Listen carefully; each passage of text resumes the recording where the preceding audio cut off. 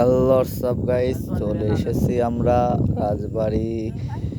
Train ছাড়া দেখতে চলে আসছে। এখানে অনেক মানুষ আছে, অনেক সুন্দর করে ট্রেন সাজাইছে। এখানে অনেক মানুষজন, অনেক ভিড়। এখানে এখানে কথা বলতে গেলে অনেক সুন্দর একটা জায়গা। এখানে অনেক কিছু বেচা কেনাও হয়। এখানে অনেক মানুষ অনেক কিছু এনে ছাইড়ে দেয়। এখানে এখানে লোকজনের কথা বলতে গেলে অনেক লোকজন, অনেক। ট্রেনটা অনেক বড় ট্রেন। এখানে আমি আর মাহফুজ আসছি এখানে ঘুরতে।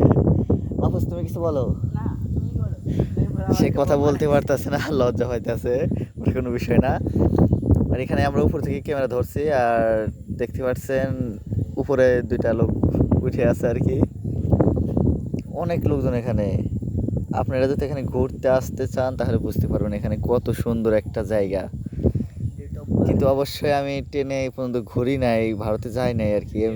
এমনি হাঁটাচলা করছি, কিন্তু ওইভাবে যাই নাই। আর আপনারা এখান থেকে কে কে ইন্ডিয়া যেতে চান অবশ্যই কমেন্টে জানাবেন।